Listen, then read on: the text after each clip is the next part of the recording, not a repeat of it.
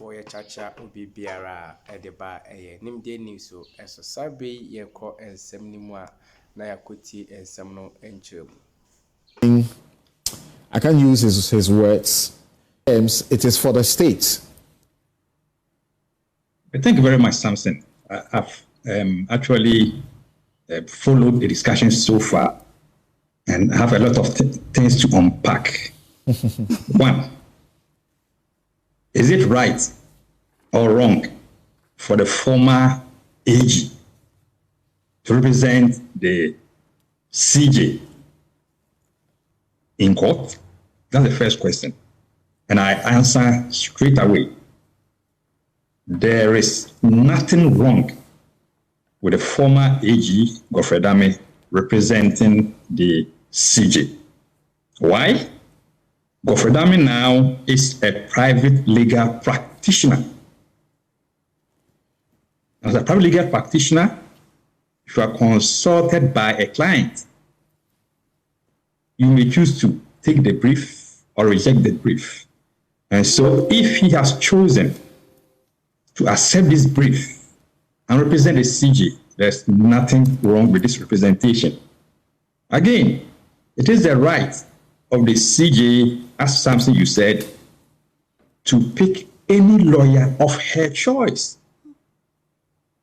The CJ has examined most of the lawyers in this country, and he decided that Godfrey Dame should be the person that she thinks should represent her interests in this particular matter. What's wrong with it? There is this argument that this current suit by the CJ is an attempt to frustrate the hearing. That argument is also flawed. The CJ, as a citizen, has the right under the Constitution to vindicate anything that's bothering her by going to court. And one of such is when she's being removed from office.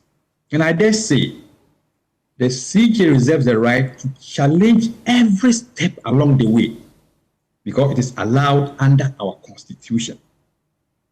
And one of such steps is what she has done by commencing this action in the Supreme Court. In the current action at the Supreme Court, she's asking for various reliefs. I'm not going to judgmental because I know where I need to tread. But I'm going to state my own opinion, but I will not judge. If a CJ tells you that two of the panel members, I will say panel because they are part of the committee, who are judges, may have to look at their position relative to being part of that committee once again, I think it's a fair demand. Now, even if you go to the chief's palace and there's a matter before the chief has empaneled some chiefs to sit on your matter, this will give you a right to raise an objection as to the inclusion of any of the members of the panel. And so in the CJ, it's now saying that looking at the issues at play, Justice Poaman sat on some cases, and those cases have formed part of the basis for her removal from office. And for that matter, she has the opinion that it's because to make a determination that Justice Poaman is not qualified to sit in the matter. I mean, that one is a fair request. As whether to go by the Supreme Court, we leave it. The second one also has to do with another case where the CJ sat with other judges, including Justice Poaman, and that particular case is being used for her removal. The CJ says, wait, if you are going to remove me based on this case, a panel member of this committee sat on that panel. So let me ask this question. Whatever the CJ says that she may want to call Justice Poaman as her witness related to that allegation in that matter, what happens? She tells you, yes, Justice Poaman is my witness in that case. And so you look at the optics and look at the real circumstances the CJ had no option than to go to court. The question arising from what you just brought up has been that, first of all, who empaneled these judges to sit on the matters that she's complaining about? The president, on advice of the Council of State. No, the matters that she's complaining that they sat on that matter involving one of the petitioners or more than one of the petitioners, and therefore they shouldn't sit in judgment of her. Who empaneled? All right. She empaneled as the Chief Justice. Right. When she empaneled them, was it her expectation that what they would do would be personal? Not personal.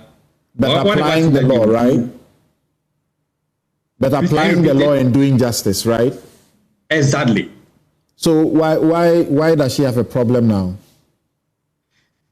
You see, she has a problem per her rates because that decision that they took wasn't her personal decision. It was a decision of the panel. And if you are not going to question her based on that particular decision, it will be fair that all members of that panel may have to stay away from interrogating what she did on that particular matter. Maybe they being part of the panel rather will benefit you.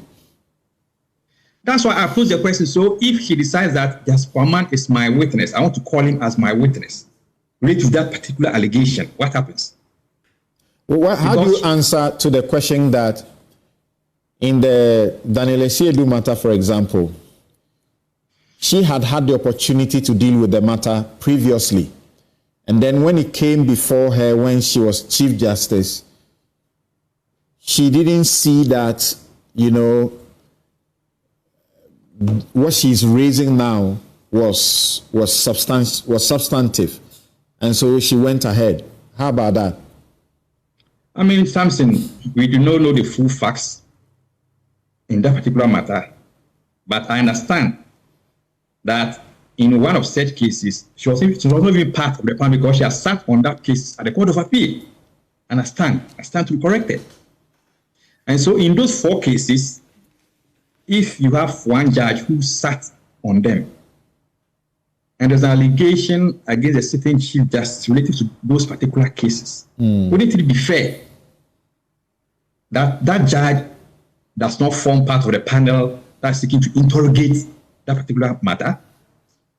Fairness, as you all know, is something that we must all see that is being done or is being done. Okay. And let me move further to address this issue about in-camera hearing. Or on camera. I mean, that's the problem. Is it in or on? In or on camera. Is it her right to waive? Let me address you, Samson. Now, if you take Article 146.8, as you read, a careful reading of it, say, oh, this one is so clear. But we are taught that if you want to know the true interpretation of a clause in the Constitution, you must read the Constitution as a whole. And so if you take Article 19.4, Clause 14, it's to the effect that if you are hearing every matter, it should be by public hearing, unless that commission or that committee comes to effect to say that, no, this matter must be heard in private or in camera. And if you also go further, look at Article 281. No, the article you just referred, does it not defeat the argument that it should be public? Because this provision says it should not be public. Yes, I'm building an argument. Okay. If you look at Article 19.4, it says it should be in public unless or until the committee or the commission says no, it should be in camera. Article 281 has the same provision. And why are they saying that those two provisions, they can be held in camera? On 3 main grounds. That if that body is of opinion that based on public morality, public safety, and public order, they may want to say, let's hear this matter in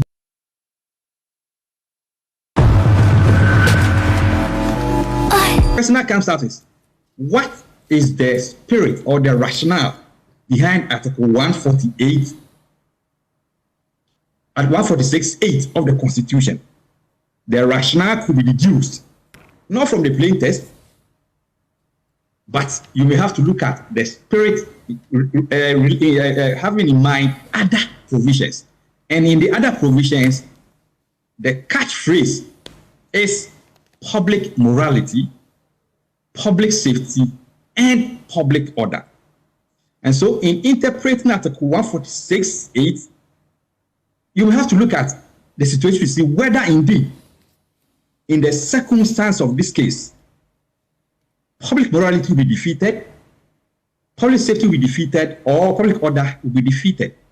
And we should also not forget that they say all proceedings should be in camera. But the proceedings have already leaked. The proceedings have already leaked before we read the proceedings. When proceedings get leaked, there are sanctions, right? Samson, I'm coming there. When proceedings get leaked, we are told in the dairy case that it will not vitiate the proceedings, so-called. When they get leaked, even though the provision that talks about shall, the Supreme Court said no, notwithstanding that one, it will not vitiate the proceedings. And so the taking of the Supreme Court in dairy cases to the fact that the leakage of the proceedings or not is inconsequential. And so the use of the word shall there in the Constitution, to my mind, could be interpreted to mean may. And we should not forget, once again, that the Supreme Court in other cases have interpreted shall to mean may. Like? You look at the Article 49 of the Constitution. No, you said signing of in other cases, correct? Signing of pin sheets. Yes, right. that's what I'm giving you that one. Okay. Article 49, dealing with shall, the presiding officer shall sign, etc., etc. Let's go back to 2013 election petition. What was the holding of the Supreme Court? And so you may have shall there, but looking at the purpose or the intendment of that provision, is it possible for the Supreme Court to rule otherwise? You think? And so this particular matter, you think the two situations are the same? Samson, the Supreme Court. The Supreme Court said the presiding officer is supposed to sign, but his failure, yes, he must sign, but his failure to sign should not be held to invalidate the vote, because the vote was held in the public, it was counted in the public, other parties to the election process also signed. So you cannot punish the voter and all other stakeholders for the sins of the presiding officer. Is that reasonable to you? Excellent, Samson. So you see here, the Supreme Court decided to look at other circumstances to say, not to stand the shall, it should not affect the outcome. Correct. The Supreme Court decided to look at other circumstances, other factors. That is the same way that this case is going to do.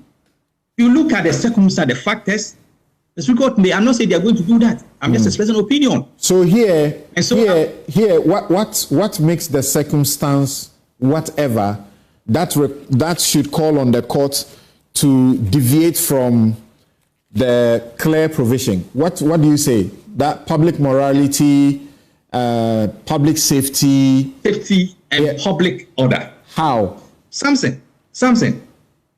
Already, as I said, the petitions are out there.